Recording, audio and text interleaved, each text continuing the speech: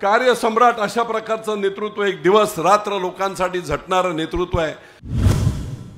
वैयक्तिक वाद असतात, मतभेद असतात, पण मनभेद नाही। आणि म्हणून ते सगळे मतभेद सोडून दादांच्या पाठीमागे ताकदीने उभं राहणं हे कर्तव्य मी समजून पुढचं काम आता करतोय। मला मुद्दाम सांगावंसं वाटते, बारामतीतील त्या दुष्काळी पट्ट्यातील काही कार्यकर्ते इथे नक्की असतील, आहेत ना। आणि मी पहिल्यांदा ती योजना मांडली की निरेमधून वाहून जाणारं पाणी हे उचलून करेमध्ये टाका, करेमध्ये साठवा, दोन्ही बाजूच्या विहिरी चार्ज होतील आणि एका ठिकाणावरून उचलून हे निश्चितपणे 29 गावांना द्या, कायमचा प्रश्न सुटेल। दादांनी एका मिनिटामध्ये, होय, अतिशय महत्त्वाची योजना आहे।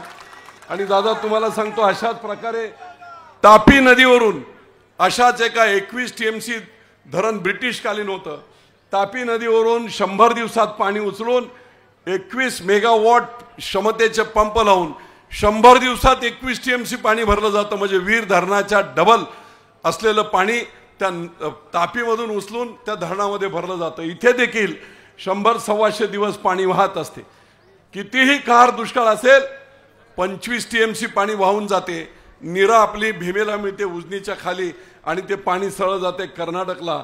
आणि म्हणून हे सगळं पाणी पुनर्नियोजन करून केलं तर ह्या दुष्काळी पट्ट्यातील सर्व लोकांचा प्रश्न 5 वर्षाच्या आत सुटेल। दादांच्या हातामध्ये तिजोरीची चावी आहे, कल्पकता आहे, आमच्यासारखे सर्व लोक बरोबर आहेत। निश्चितपणे हा 50 वर्षाचा प्रश्न मार्गी लागेल। आणि म्हणून सर्वच ठिकाणचे जे जे प्रश्न मी बोललो ते प्रश्न मार्गी लावण्याचं काम त्यांनी केलं। सुरुवातीचा काळ हा निश्चितपणे अडचणीचा होता, मला देखील त्याच्याबद्दल खंत होती, परंतु निश्चितपणे एक कार्यसम्राट अशा प्रकारचं नेतृत्व, एक दिवस रात्र लोकांसाठी झटणारं नेतृत्व आहे। वैयक्तिक वाद असतात, मतभेद असतात, पण मनभेद नाही।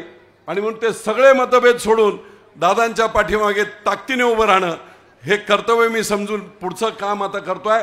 मित्रांनो, भाषणं खूप होत आहेत, पण मला एकच सांगायचं आहे, जो कार्यकर्ता ज्या बूथमध्ये राहतो त्या बूथचं तुम्ही शोधा।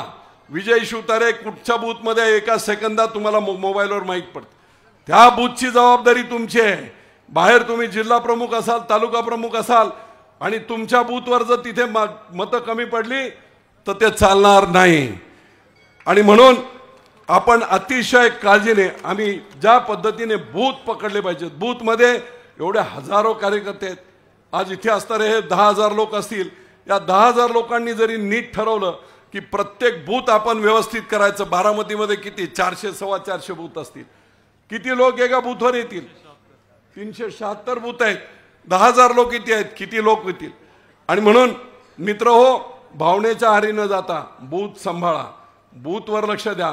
बूथमधून जो निर्णय लागेल तो तुमचा निर्णय असेल। आणि निश्चितपणे मी माझ्याकडे पुरंदरला तेच करत असतो। कोणी तालुका प्रमुख असेल, मी मंत्री होतो, पण शिवतारे गोटा यादववाडीचं बूथ हे पुढे गेलं पाहिजे याची जबाबदारी विजय शिवतारेंची होती, इतर कोणाची नव्हती। त्याच पद्धतीने तुम्ही काम करा, विजय आपलाच आहे। वर आता मी कुलदीपला आणलं तिकडे, कुलदीप आज दादा येणार होता, परंतु त्याच्या तिकडे मीटिंग त्याने लावलेले आहेत आणि म्हणून तो बोलला की मी परत एखाद्या सभेला एकत्र येईल।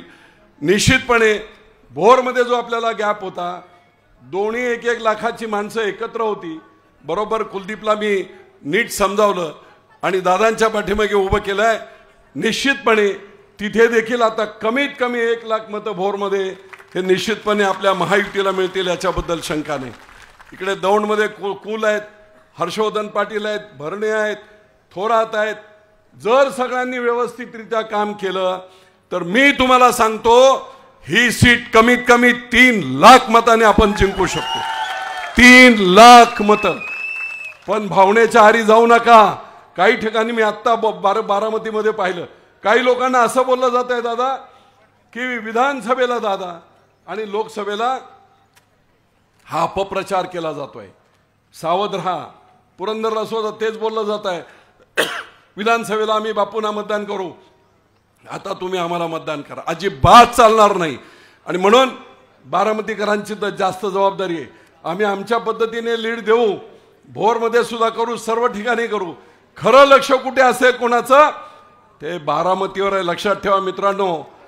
अतिशय काळजीपूर्वक तुम्हाला काम करावं लागेल आणि सुनेत्राताईंना विजयी करण्यासाठी इथे देखील नाही निदान 50-60 हजाराचं लीड आपण जर दिलं, निश्चितपणे तो विजयाचा एक सुकर मार्ग होईल. पुन्हा एकदा मी सुनेत्राताईंना मनपूर्वक अशा शुभेच्छा देतो. आपण निवडून येणारच आहात. एवढे सगळे लोक जेव्हा एकत्र झालेले आहेत, काही चिंता नाही. आणि निश्चितपणे प्रामाणिकपणे सर्वजण भाजप सेना आणि त्याचबरोबर राष्ट्रवादी अजित पवार गट काम करतोय, प्रत्येक ठिकाणी काम करतोय. आपला विजय निश्चित आहे. आपण निश्चिंत राहावं.